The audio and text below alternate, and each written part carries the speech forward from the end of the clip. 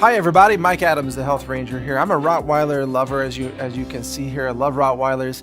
And Tess is here from RoyalStandardPoodles.com. She loves poodles. And we've been talking to Tess about the composition of what's in dog food.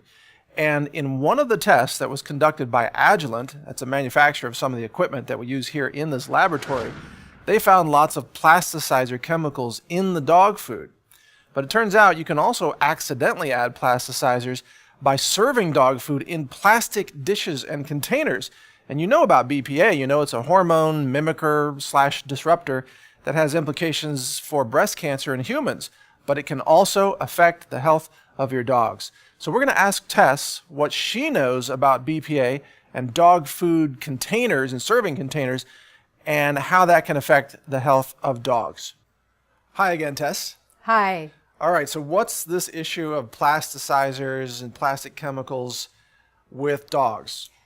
I was a plastics project engineer before I got into raising standard poodles. Really? Who knew?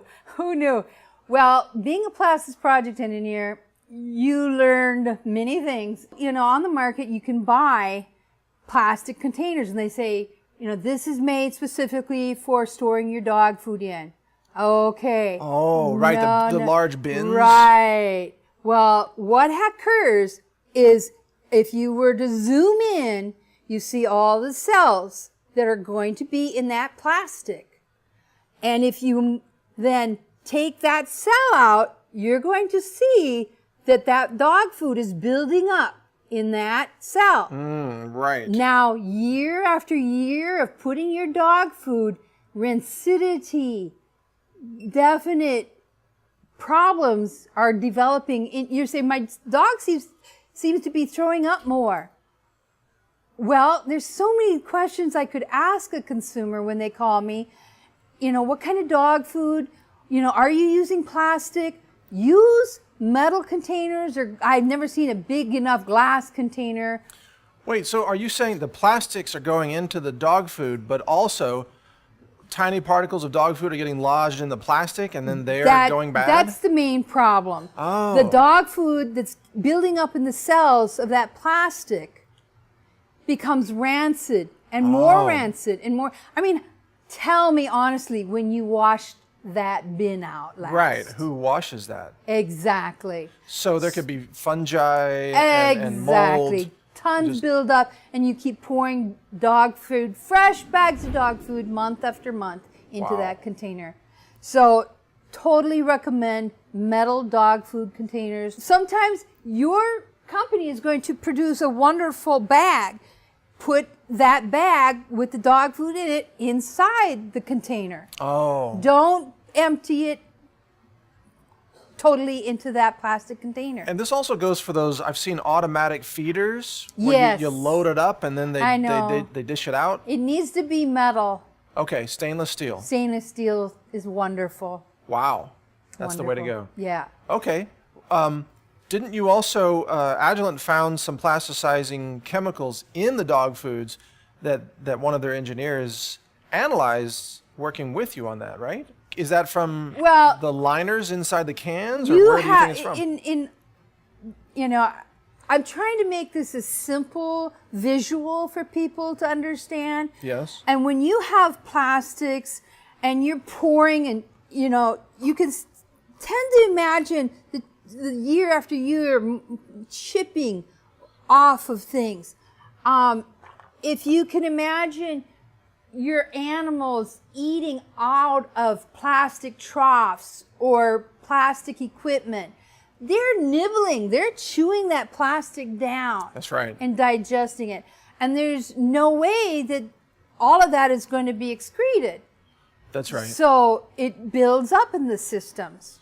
And then that can affect their fertility and their offspring. Definitely. Wow. Wow. So RoyalStandardPoodles.com, that's your website. What would you tell people who want to raise healthy dogs? What's the number one thing they should keep in mind?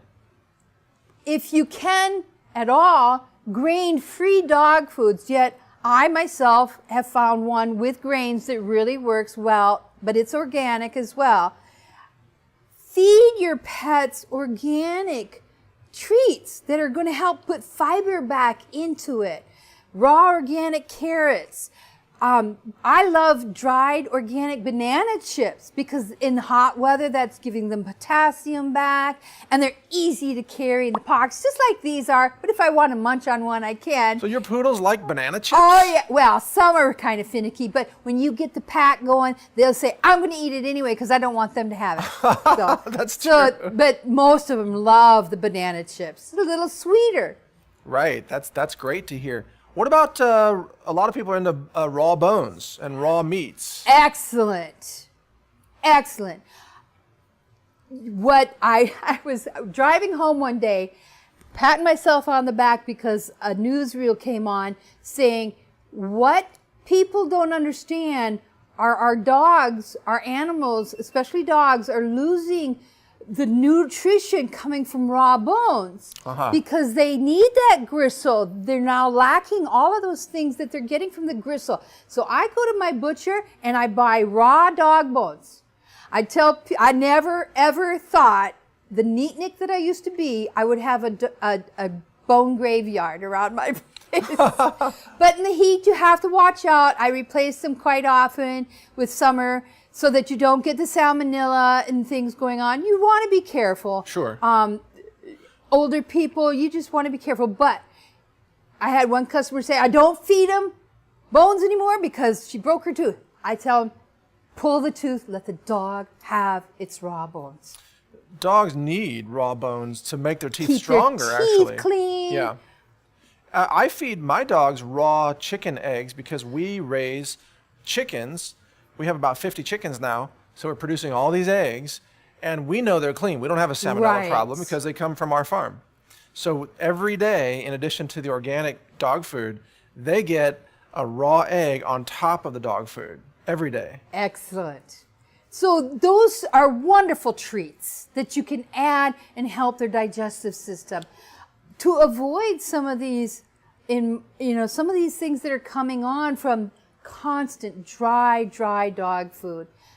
Why do we end up in the hospital with colon cancer or all of these problems? Yeah. If we can help our pets with raw organic treats, I'll tell you, I planted a huge raspberry bush area, and they'll go out, they love eating the fresh raspberries off the tree. Really? Oh, I've got a great gift card with Max from Australia eating his raspberries. Are you sure you don't have goats pretending to be poodles eating them? Because I have goats and they eat everything off the trees.